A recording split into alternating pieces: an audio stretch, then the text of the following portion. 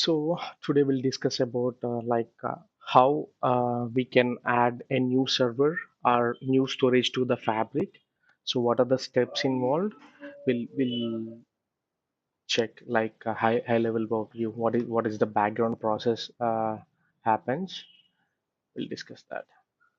Just give me a second.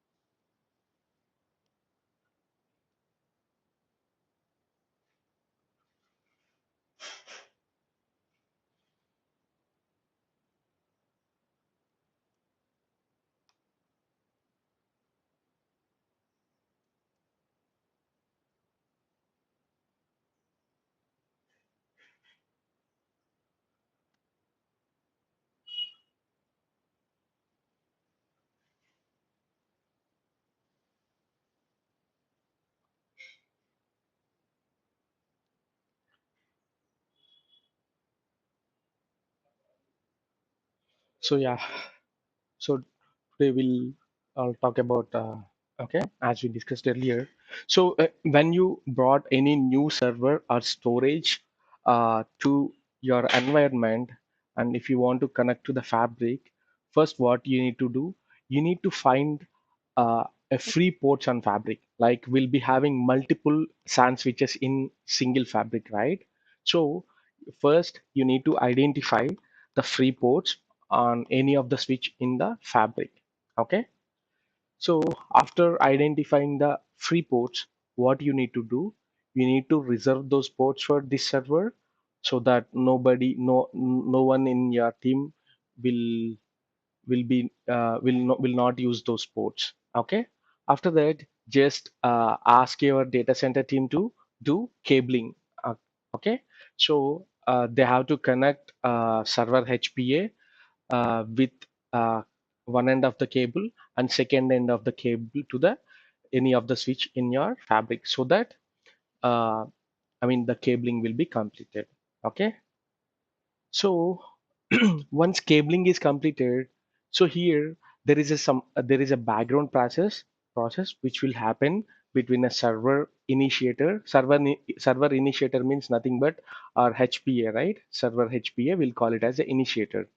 So there will be a background process which will happen between the server HPA and our fabric. The same way, if you connect any storage also, if you want to connect any storage also, it is same.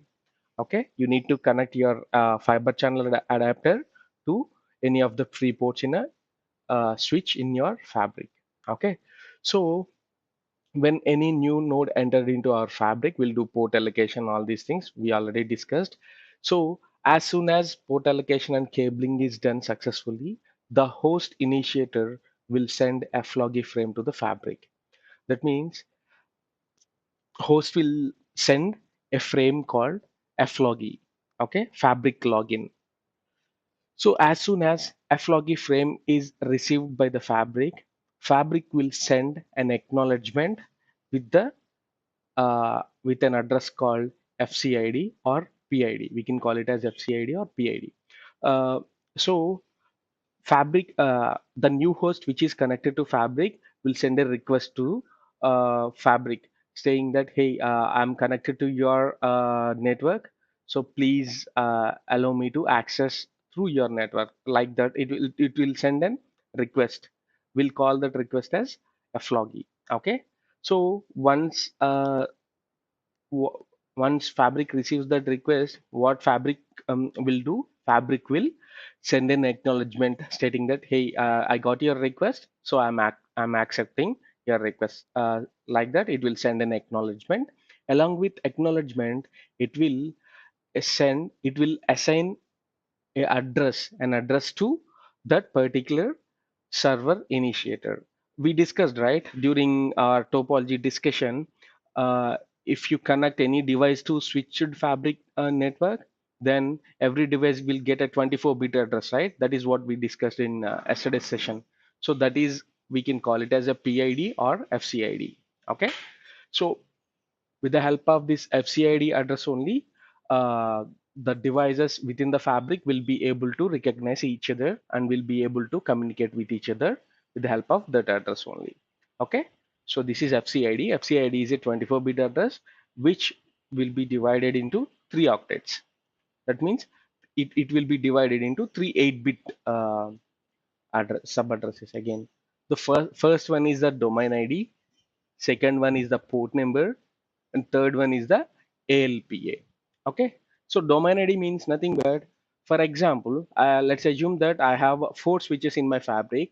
I connected, and you know, right, already every switch will have its own domain ID. Like for example, first switch will be a domain ID 1, second switch will be domain ID 2, third switch domain ID 3, and fourth switch domain ID 4.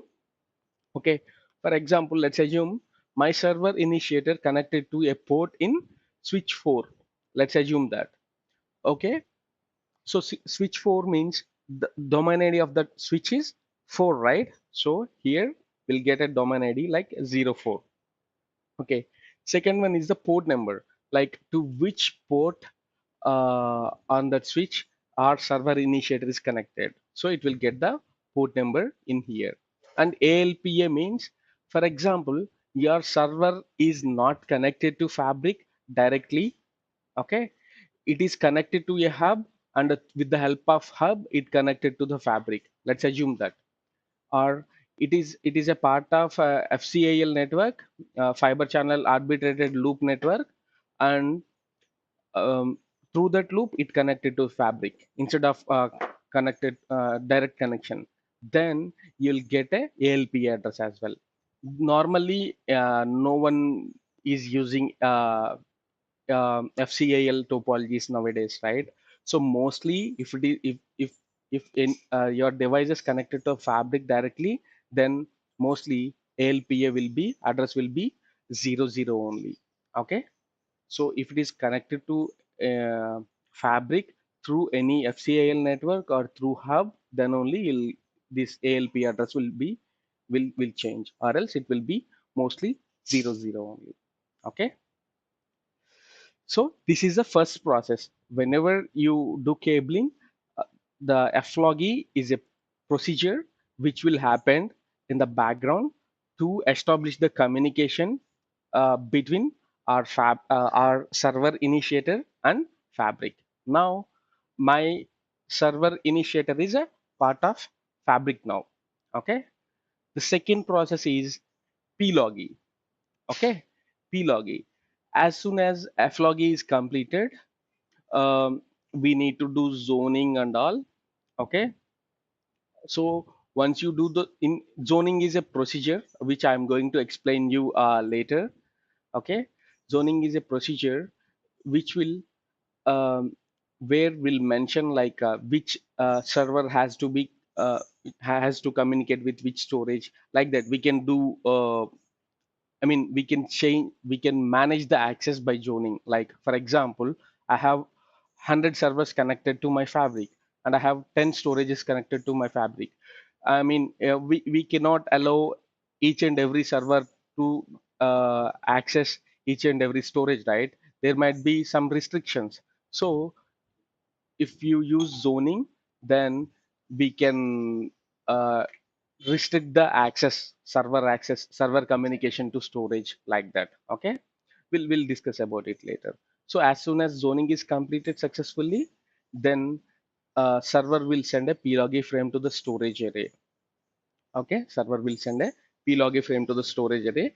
That means okay, then after plog process is completed, then uh, the communication between server and storage will be you know it will start the communication between server and storage. In FLOGI only our server will be able to communicate up to fabric, but whenever PLOGI process completed, our server will be able to communicate with storage through fabric. Okay, after that we have another process called another process called process logi. We'll call it as a PR logi as well. Okay, in PR logi, what we'll do, our server initiator um, will identify what are the storage arrays using the same common language like a SCSI, like that, and it will after that will create a LUN and will present the storage. I mean, will be able to see the LUNs which are mapped with our particular storage sorry, server initiator. Will can do IOPS and all. Okay, these are the three types of process. I mean, there is a in-depth procedure in each and everything. Like FLOGI, we can explain you. I can explain you in detail, but the thing is, if I go in depth, it might confuse you. That is the reason I don't want to go in depth. But the persons who are already working on storage, I'll share few documents with you so that it will give you each and every detail, like OSL, what is there are again multiple communications in FLOGI process itself between server initiator and storage. If you want to go in depth, then I'll take a separate session for you, or I'll share the documents. Just go through them. If you have any doubts, just reach me directly. Okay, okay. I'm explaining this because in a high level view, because we have a freshers also, right? Like the people who never worked on storage, so they'll be able to understand it easily and remember it easily, because this is a very important process. They'll ask you in a interview. Okay, uh, this is the process which will happen. Okay, whenever you want to add any new storage or new server to your SAN network. Okay, so now we'll talk about zoning. Okay, we'll talk about zoning.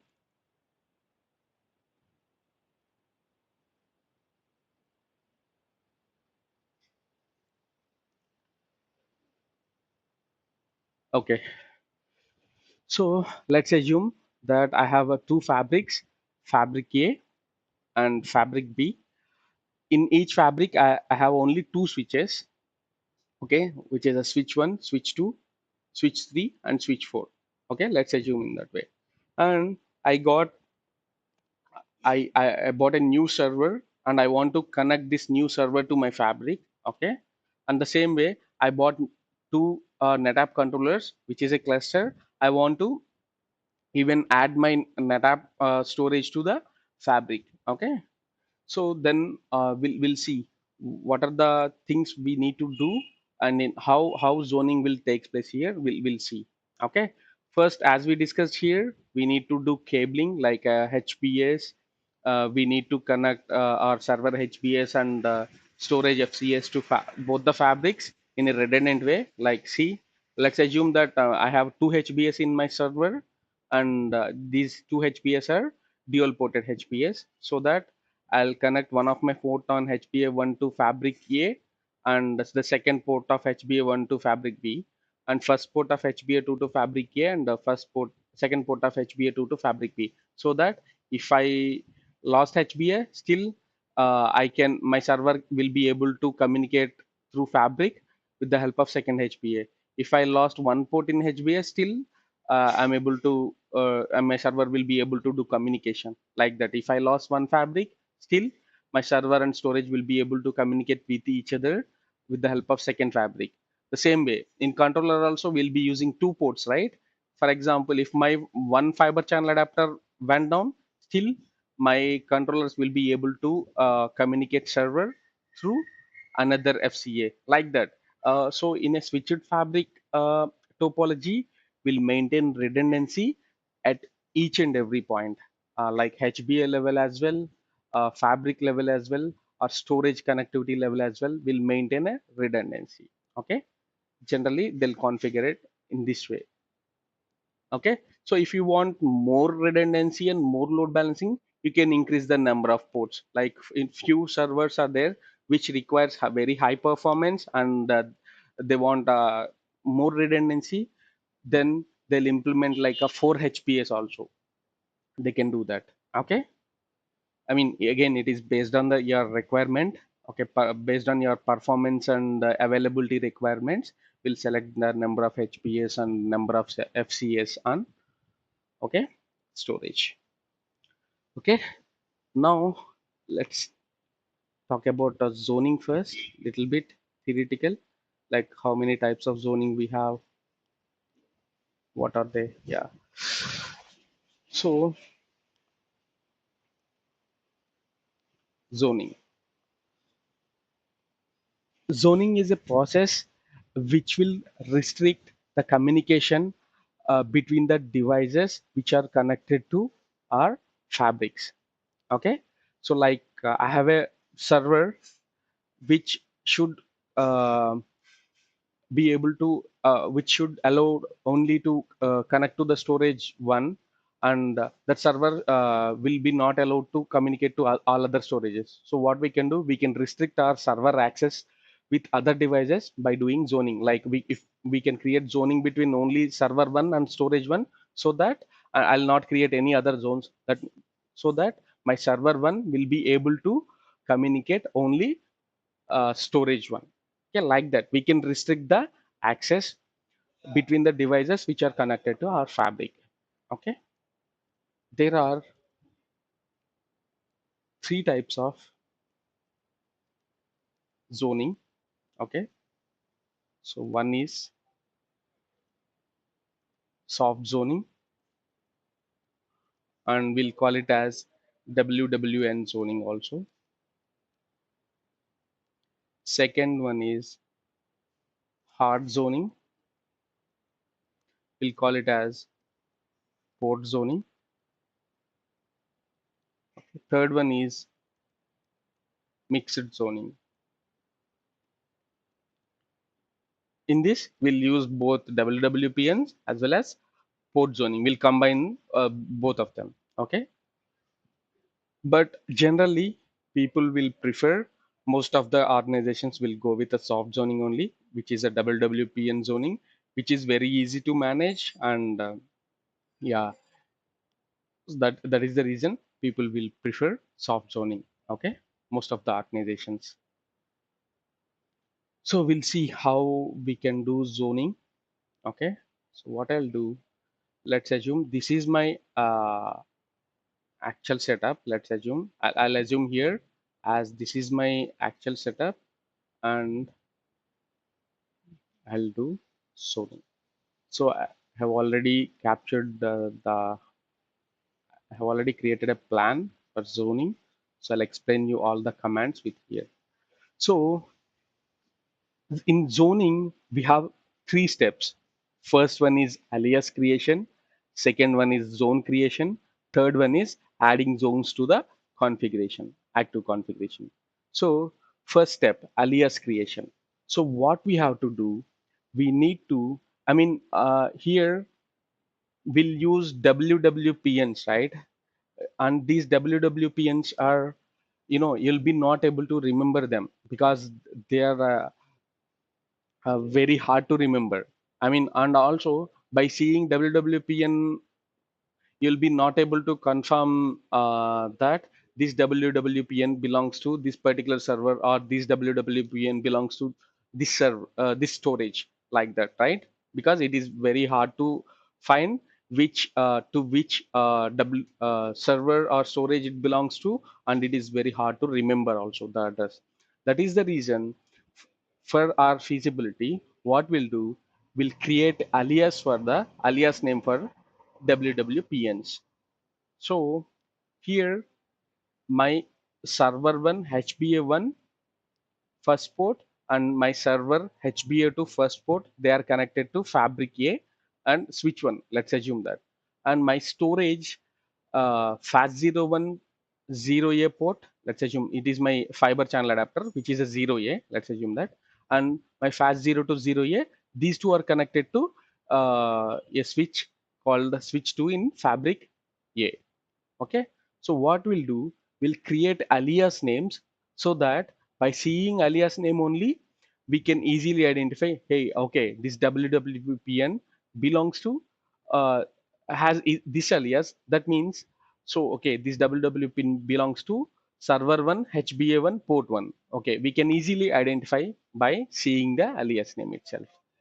Okay, so what I'm doing is, now I log into switch 1 and I'll create aliases here, like my to my switch 1, my server 1 HBA1 and server 1 HBA2 port 1. These two are connected, right? HBA1 port 1 and HBA2 port 1. The same way, FAT010 A is connected to switch 2, and FAT0 2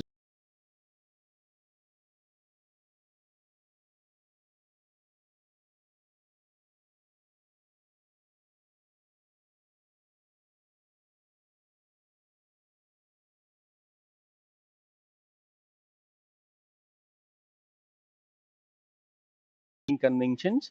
Okay, they'll set up the name. Okay, server 1 HBA1 port 1, like that. I use this naming convention so that I can easily identify. Server 1 is my server name, let's assume in that way. WPN here. Okay, the same way I'll alias for my second WWPN. Okay, server 1 HPA2 port 1. Okay, the same way I'll log into switch 2, and there I'll create alias for my fiber channel adapter WWPNs. I'll create FAT010A, and I'll mention the WWPN, and same way I'll create FAT020A. Okay, I'll mention the WWPN. So whatever server and storage initiators connected to my fabric A, I have created aliases for all of them. Now what I need to do, I need to create aliases to the server and storage initiators which are connected to my fabric B. So again, the same way, I'll log into switch 3, and to switch 3, my server 1 HBA1 port 2 and my server 1 HBA2 port 2 are connected, right? So I'll create aliases for them. I'll create server 1 HBA1 port 2 and its WWPN. The same way, server 1 HBA2 port 2 and its WWPN. Like that, I'll create a aliases for server initiators which are connected to switch 3, and I'll log into switch 4 and I'll create aliases there, like I'll create FAT010B and FAT020B. Okay, I'll mention their WWPNs here. So my first step is completed, like alias creation is completed. Now I don't need to worry about this, because if I got any WWPN, if I run Ali show and if I paste WWPN, then it will give me alias number also, so that I can easily identify that WWPN belongs to which server or which storage. Okay. Now the second step, which is a zone creation. So zone creation, what we have to do is, we need to add the aliases which you want to pair. Like for example, here my HBA1 port 1 and HBA2 port 1 are connected to my fabric A. The same way, FAT010A and FAT020A are connected to my fabric A. Now I want to create the zones between server initiators and storage initiators which are connected to fabric A, so that my server will be able to communicate with my storage with the help of their initiators through fabric A. Okay, so first what I'll do, I'll create a zone 1, first zone, with my HBA1 port 1 and 2 my FAT010A. After that, I'll create another zone with my HBA1 port 1 to FAT020A. The same way, I'll create a third zone with my HBA2 port 1 to FAT010A, and I'll create another zone with my HBA2 port 1 to FAT020A, like that. See, zone create, zone name. You can give whatever name you want. Here, just simply I mentioned only zone 1, like that. but in real time they'll not use these simple names. They'll use server name, storage name, and which port you used on server and which port you used on storage, and like that they'll maintain in that way the naming convention, zone naming conventions. So by seeing that on zone name only, you can easily identify like that zone is created for by using what. Okay, like that. And here in zone 1, I used server 1, HBA1, port 1. That means this one. Okay. 2 with FAT010A. That means my zone will create like this. Okay. And second zone, what I am doing is server 1, HBA1, port 1 from here to my FAT020A like this. So it will establish the communication like this with the help of first zone, and in second zone it will establish the communication with my second controller like this. Now in third zone, what I'll do, server 1 HBA2 port 1, server 1 HBA2 port 1 to my FAT010A, and again in fourth zone server 1 HBA1 port 1 to FAT020A like that. So now all the ports connected from server to my fabric A will be able to communicate with all the ports connected to my fabric A from storage end. Okay.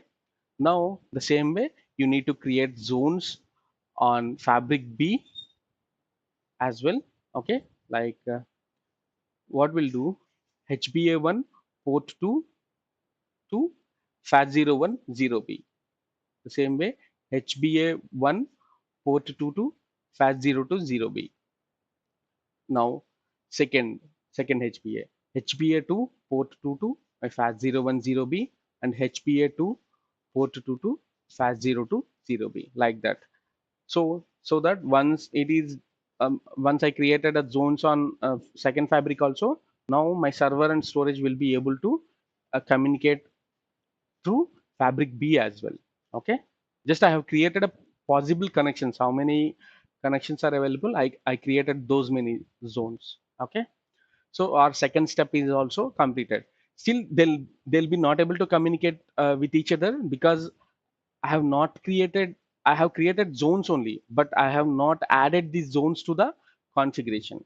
Okay, so if you log into any switch, any of the switch in the fabric, and if you run this CFG show command, it will display all configurations in fabric. For example, if you have multiple configurations, it will display all of them, but it is best practice to run this command cfg actv show. If you run this command, what it will do, it will display only active configuration. Okay, if you run this command, then it will display only active configuration. Okay, after that what I need to do, I need to add my zones on fabric A to active configuration of fabric A. Okay, cfg add my fabric A active configuration name, just I assumed as fab underscore a underscore config as my active configuration in fabric A. Okay, and I added all the zones to the my active configuration in fabric A. After that I just saved it, cfg save, then it will save the our active configuration, and cfg enable, and you need to mention the active configuration name so that it will enable the whatever recent changes you added to the active configuration. It will enable those recent changes also, so that my server will be able to communicate with storage through fabric A. The same steps you need to do on fabric B as well. CFG find the active configuration, add the zones to the active configuration, save the configuration, active configuration, and enable it. Okay, that's it. It will establish the communication between server and storage through fabric B as well. Okay, so this is the entire zoning plan. I'll share this plan and this image with you so that you can practice it on your own, like by seeing the image and by seeing the commands. Okay, if they asked you in interview, you can just explain them in this way. Okay, normally people they'll not ask you the all the commands. They'll ask you like what are the steps involved in zoning, you can tell them like first alias creation we need to do, after that zone creation, and add zones to the active configuration, save the active configuration, enable it. Okay, that's it. Any questions, guys? I'll see if there is any empty server, I mean like a new server in my environment. I'll try to find it now, and if there is any, I'll do zoning as well. Okay. If there is no server, then I'll be not able to show you. Okay. I'll try to log into. I have a lab environment in my organization so that I can show you everything. But I'm not going to record it. Let me see if I am able to find or not. I'm passing the video now.